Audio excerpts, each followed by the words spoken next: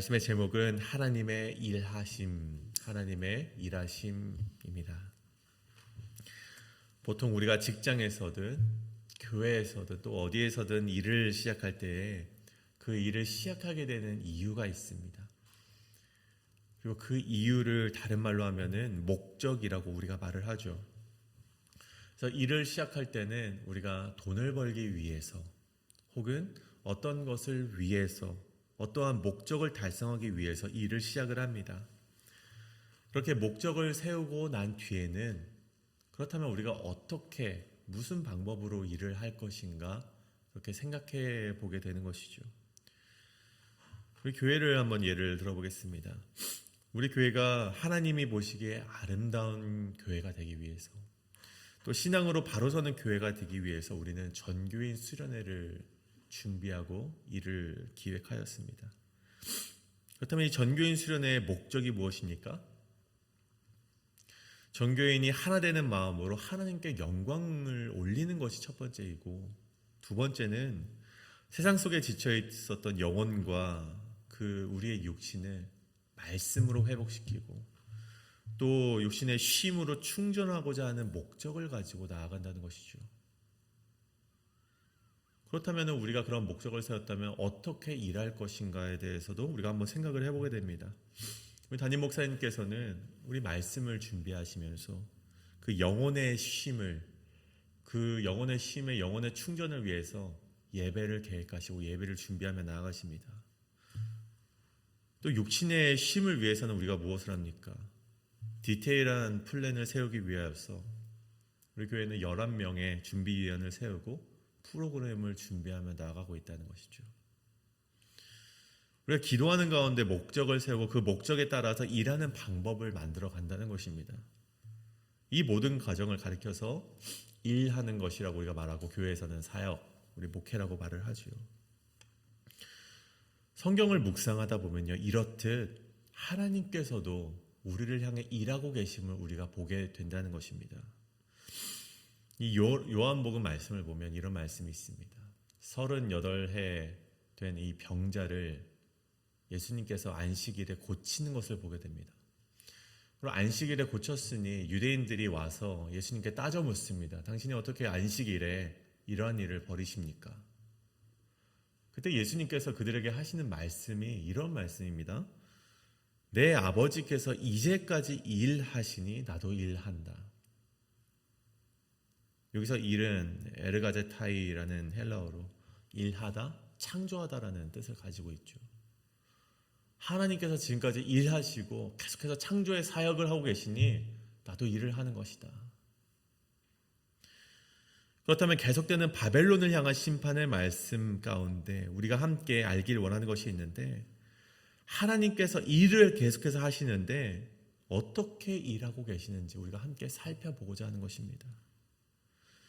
하나님께서 일을 하시되 하나님께서 일하시는 목적은 무엇인지, 또 하나님께서 어떠한 방법으로 일하시는지에 대해서 오늘 말씀이 말하고 있는데, 오늘 함께 그 말씀을 묵상하실 때 오늘날에도 계속해서 일하시는 하나님의 일하심의 목적을 성도님들께서 기도하시는데 깨달으시고 또 하나님의 도구로서 하나님의 일하시는 방법에 함께 참여하셔서 오늘날 하나님의 귀한 일꾼 되시는, 일꾼으로서 사용되시는 우리 성도님 되시길 간절히 소원합니다.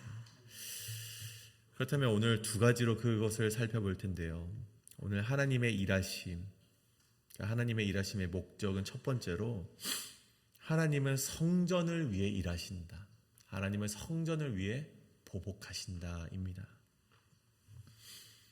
오늘 바벨론을 향한 하나님의 일하심, 그 심판하시는 그 목적이 드러나 있는 부분은 11절의 말씀입니다.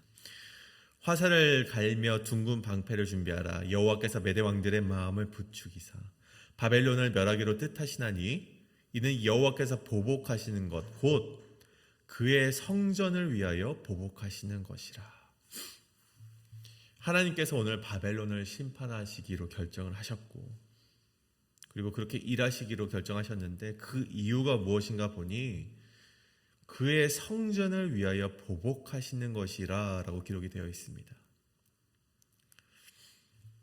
여러분, 여호야긴 여호야긴이 유다의 왕이 되었을 때요, 느부갓네살 왕은 이 여호야긴이 항복하지 않고 저항을 하자, 또 애굽의 손을 벌려서 계속해서 저항하는 모습을 보이자 직접 바벨론의 추가 병력을 이끌고 예루살렘 성으로 와서 포위하는 지경에 이르게 되었습니다. 그 후에 어떻게 됩니까? 이 예루살렘 성을 몰락시키고 그 성 안에 있는 보물들을 노략하고 탈취를 하는 그런 말씀을 우리는 보았죠. 이후에 성전에 있는 성전 금 그릇들을 모두 산산조각 내었다라고 이 열왕기하의 말씀에 기록이 되어 있습니다.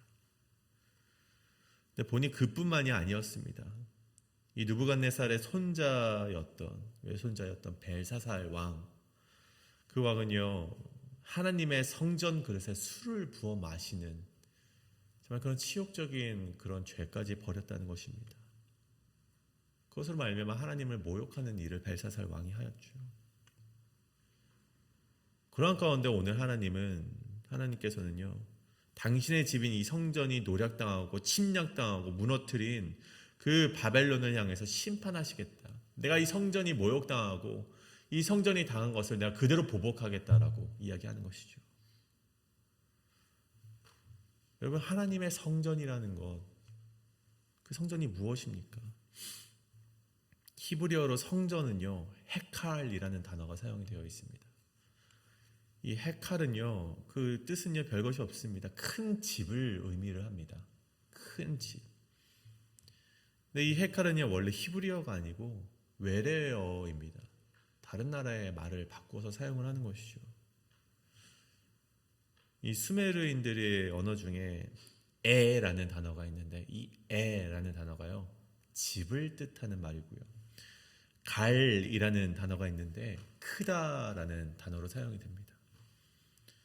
그러니까 수메르인들의 그 언어 중 에칼이라는 단어는 말씀드렸듯이 큰 집을 말하는 것이고, 이것이 히브리어로 음차하여서 헤칼이라고 불리우게 되었다는 것이죠. 그다음에 이 말이 외래어인 것을 통해 우리가 알 수 있는 것은 무엇인가? 원래 이 이스라엘 족속들은요, 이 히브리 민족들은요, 이 고대 여러 근동 지방의 나라들이 가지고 있는 것처럼 큰 성을, 그런 성전을 가져 본 적이 없는 나라라는 것입니다. 그 단어가 필요 없을 정도로 그 성전을 가져 본 적이 없는 그 민족이 바로 히브리 민족이었죠. 하나님께서 이끄시는 대로 떠돌아다니는 민족이 바로 이 이스라엘 히브리 민족이었고, 그렇게 힘이 있는 민족이 아니었습니다. 40년의 광야 생활을 마치고 가나안 땅에 입성하여서도 곧바로 호화스러운 왕궁을 하나 만들어 보지 못했던 민족이 바로 히브리 민족이었죠. 심지어 첫 왕정이 이루어진 사울 왕 때를 보십시오.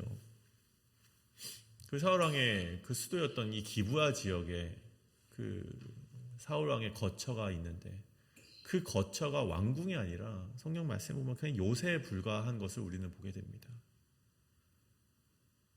그러다 그 이후에 수도를 건설하고 이 솔로몬이 성전을 짓게 되죠.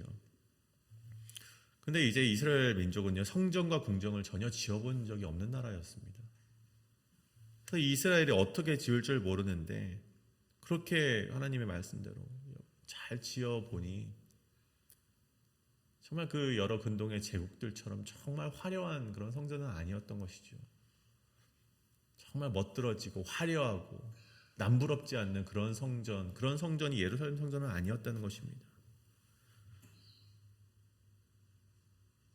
그럼에도 이 성전은요, 이 헤칼이라 불리는 이 성전은 이스라엘 백성에게 굉장히 큰 의미를 가졌다는 것입니다. 그렇게 화려하지도 않고 그렇게 크지도 않은 그 성전이 이스라엘 백성에 그렇게 큰 의미를 가지게 된 이유가 무엇입니까? 살아계신 하나님의 임재의 상징이 되는 공간이 바로 이 성전이었기 때문이었습니다. 여러분, 이것이 중요합니다. 겉모습이 그렇게 화려하지 않을지언정 하나님의 임재의 상징이 되는 공간이 성전인데, 그 공간을 누가 무너뜨리는 것이죠? 바벨론이 무너뜨렸다는 것입니다. 하나님께서는 이를 묵도하지 않으시고 저 적군들을 향해 보복하시겠다고 되어 있습니다. 오늘 우리는 이 말씀 가운데 이 하나님의 성전이 무너진 것, 하나님의 임재의 상징이 된 공간을 무너뜨렸다는 것에 조금 더 우리가 집중해 보길 원합니다. 이 성전이 신약 성경에 오게 되면요, 신약 시대에 오게 되면은 이 성전을 가리키는 이 말이요, 헬라어로 두 가지 말이 사용이 되게 됩니다.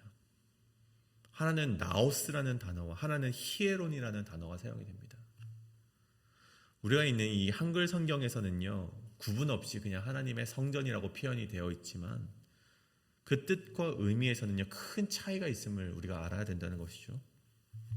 첫 번째 히에론은요, 그냥 그 성전 그 자체, 그냥 돌 무더기에 성전을 가리킬 때 사용되는 단어가 바로 히에론이라는 단어입니다. 그냥 건물을 의미하는 것이죠. 그렇다면 반대로 하나님의 직접적인 임재의 처소를 가리키는 성전을 말할 때는요, 그 단어가 나오스라는 단어가 사용이 됩니다. 예수님께서 하나님의 성전을 헐고 사흘 만에 다시 짓겠다라는 말씀에 사용되는 이 성전이라는 단어는요, 히에론이 아니라 나오스라는 그 단어가 사용이 됩니다. 또 예수님께서 돌아가셨을 때 성소, 그 성전의 휘장이 찢어졌다는 백부장의 고백 가운데 사용되어진 단어가 무엇인가? 바로 이 나오스라는 단어라는 것이죠. 또 고린도전서 3장에서 너희가 하나님의 성전인 것과 하나님의 성령이 너희 안에 계신 것을 알지 못하느냐라는 그 바울의 이야기 속에 그 하나님의 성전 역시 히에론이 아니라 나오스라는 단어가 사용이 되었다는 것입니다. 하나님의 인재를 상징하고 하나님의 언약궤를 두신 것, 그것은 단순히 어떤 건물을 의미하는 것이 아니라 그것 너머에 하나님의 임재의 상징이 되는 공간, 또 그것을 넘어서 신약시대에는 하나님을 자신 가운데 내주하길 원하는 자, 그리고 그렇게 준비하며 거룩하게 살아가길 원하는 자가 바로 몸된 성전 나오스라는 것입니다. 그렇다면 오늘 말씀을 보십시오. 오늘 말씀에 하나님께서 성전을 위하여 보복하신다는 그것을 우리는 어떤 의미로 받아들일 수 있습니까?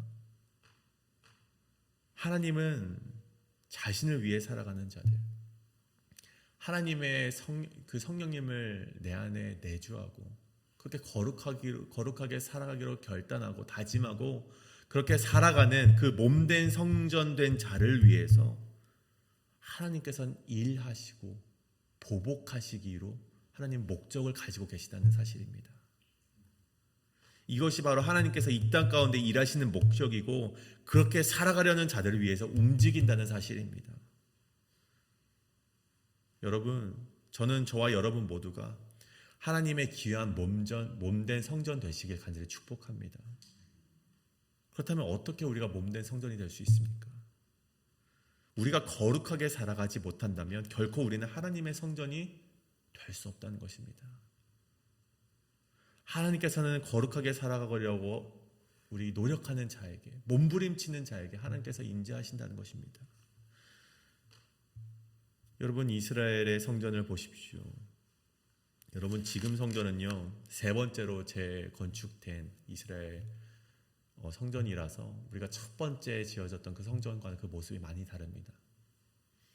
우리 성전이 세 번이나, 우리 첫 번째는 우리 솔로몬을 통해서, 두 번째는 수르바벨을 통해서, 세 번째는 또 이렇게 이 성전이 새롭게 지어졌지만 첫 번째 지어졌던 성전은 그렇게 화려하지 못했다고 합니다.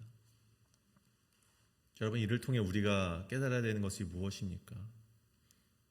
여러분, 겉모습은 그렇게 크게 중요하지 않습니다. 우리가 어떠한 직위를 가지고 있는가, 내가 세상에서 어떠한 명분을 가지고 살아가는가, 그것은 그렇게 중요한 것이 아닙니다. 중요한 것은 내가 하나님의 몸된 성전이 되기 위해서 오늘을 또 내가 얼마나 거룩하게 살아가고 있는가, 이것에 조금 더 우리가 집중하고 그 몸된 성전을 위해서 오늘 하루를 가꾸어 살아가시는 우리 성도님 되시길 간절히 소원합니다. 그렇다면 두 번째로 하나님의 일하심의 방법, 두 번째는 하나님은 사람을 통해 일하신다는 사실입니다. 제가 교육부서를 그동안 전도사 때부터 계속해서 맡아오면서 이 학생들에게 가장 많이 받은 질문이 있습니다. 그 질문이 무엇인가 하니 기도를 왜 해야 되는가 라는 질문이었습니다. 근데 이 질문 속의 의도는요, 이러한 것이었습니다. 어차피 하나님께서 자신의 뜻대로 행해 나가실 텐데 우리가 왜 기도를 해야 됩니까? 라는 의도가 담겨져 있었습니다. 우리가 기도를 오해하기 때문에 이러한 질문이 나오는 것이죠. 우리가 예전에는요, 우리 기복신앙이라는 것을 우리가 본다면 독 위에 정수를 떠놓고 비나이다 신앙이 우리 한국의 유일한 정서라고 했다고 합니다. 우리가 간절히 바라는 것이 있으면 제발 이렇게 좀 해주십시오라고 하면서 독에다 정수를 떠놓고 손을 정말 비벼가면서 이렇게 되기를 간절히 바라는 염원과도 같은 기도가 바로 기복신앙의 우리가 근원이 되는 것이죠. 근데 요즘 시대에는요, 비슷하지만 조금 다르게 기도를 이해한다고 합니다. 우리 한국의 끌어당김의 법칙이라는 책이 발간이 되었었는데, 이 끌어당김의 법칙이 무엇인가 하니 이 사이콜로지컬한 좀 심리적이고 또 우리가 긍정적인 생각이면 그런 우리가 간절히 바란다면 이루어진다는 생각을 기도라고 생각을 한다는 것입니다. 요즘 젊은이들이 그렇게 간절히 바라면 끌어당겨진다 하는 그런 유사 과학을 가리켜서 기도라고 이해를 한다는 것이죠. 하지만 그것은 기도가 아닙니다. 여러분, 기도라는 것이 무엇입니까? 우리 성경에서 기도만큼 명확하게 예수님께서 알려주신 것이 없죠. 아버지의 뜻이 하늘에서 이루어진 것 같이 땅에서도 이루어지길 바라는 것, 즉 하나님의 뜻을 구하고 그 뜻이 나로부터 시작되어서 이 땅 가운데 임하길 원하는 것이 바로 기도라는 것입니다. 그때 하나님께서 우리에게 순종해야 될 말씀과 그 뜻을 알려주시는데 그렇게 행동하는 것이 이 땅을 하나님 나라로 세워가는 그리스도인의 사명이라는 것이죠. 하나님께서는 자신을 통해 일하시는데 어떻게 일하시는가? 하나님의 뜻을 구하는 자들, 그렇게 기도를 하는 자들을 통해서 일하신다는 것입니다. 하나님께서 몸된 성전을 위해서 일하심의 목적을 우리가 오늘 깨달았다면 하나님께서 일하시는 방법을 우리가 알아야 될 텐데, 오늘 우리가 예레미야의 말씀에서 살펴보았듯이 하나님께 기도하는 사람, 또 내 뜻이 아니라 하나님의 뜻을 간구하는 사람에게 하나님의 뜻을 알려주시고 그 사람을 통해서 하나님은 일을 하신다는 것입니다.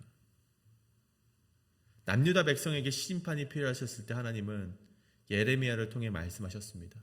바벨론을 통해서 심판의 도구를 사용하겠다. 또 오늘 바벨론이 심판을 필요할 때 오늘 11절의 말씀을 통해 알 수 있듯이 메대의 왕을 통해서 하나님께서 일을 하시겠다라고 계획하셨다는 것입니다. 화살을 갈며 둥근 방패를 준비하라. 여호와께서 메대 왕들의 마음을 부추기사 바벨론을 멸하기로 뜻하셨다라고 되어 있죠. 하나님께서 어떻게 일을 하십니까? 메대 왕의 마음을 부추기시고 그들에게 화살을 갈며 방패를 준비하라고 말씀하신다는 것입니다. 12절에 보십시오. 깃발을 세우고 바스꾼을 세우고 방비하라. 하나님이 일하시기로 계획하셨을 때 어떠한 방법으로 일을 해야 되는지까지 우리에게 알려주신다는 것입니다. 사람의 마음을 움직이시고 해야 할 계획들을 알려주시고 우리로 하여금 하나님을 일하시기로 계획하시고 나아가신다는 것입니다. 자신의 백성을 살리기 위해서 사람을 통해 일하시고 심판을 하시기 위해서도 사람을 통해서 일하신다는 것입니다. 그렇게 하나님은 언제나 자신의 뜻을 사람에게 펼쳐주셨고 그때마다 사람은 하나님께서 말씀하신 대로 행동해야 되는 지침을 하나님께서 보여주셨다는 것입니다. 여러분, 이것은요 오늘날에도 마찬가지입니다. 하나님께서는요 우리 여러분을 통해서 일하시길 간절히 원하시고 계십니다.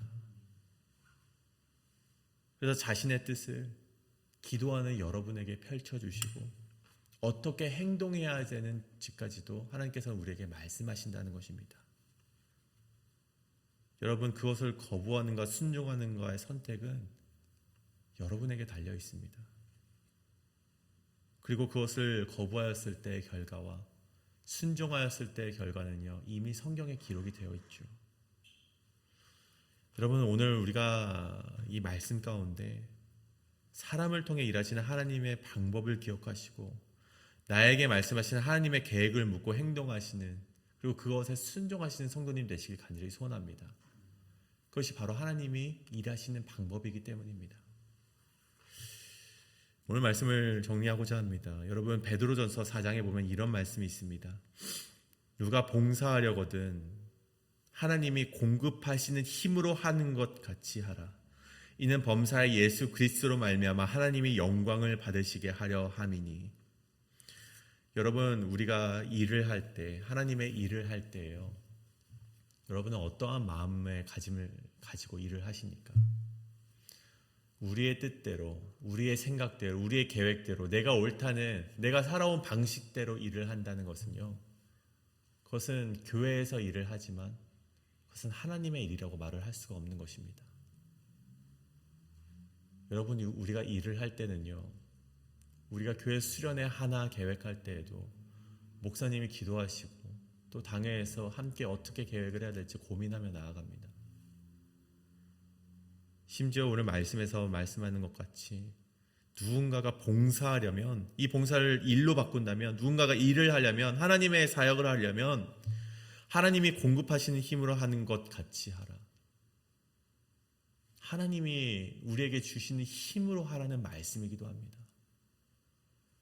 여러분, 하나님은 우리를 통해 일하십니다. 하나님은 여지껏 우리를 통해 일하시고 계신다는 것입니다. 여러분, 그 일을 하실 때 하나님이 여전히 일하시고 계시니 나도 여전히 일을 한다, 그 예수님이 말씀하셨던 것과 같이 하나님이 일하시기에 하나님의 일하심의 도구로서 내가 사용되기를 간절히 바라시며, 오늘 하나님이 일하시는 목적은 무엇인지, 하나님이 우리를 통해서 어떻게 일하시길 원하는지 기도하는 가운데 깨달으시고 그 하나님의 방법대로 일하며 나아가시는 우리 성도님 되시길 간절히 소원합니다. 그때만이 하나님께서 영광을 받으실 수 있습니다. 여러분, 그 가운데 우리 함께 이 시간 기도하기를 원하시는데요, 하나님, 내가 하나님이 말씀하시는 그 목적과 하나님의 방법대로 일하기를 원하오니 하나님만 영광 받아 주시옵소서. 나를 도구로 사용하여 주시옵고 하나님 아버지, 그 도구로서 하나님 아버지 내가 일할 때 기쁨이 넘치게 하여 주시옵소서라고 함께 기도하며 나아가시겠습니다.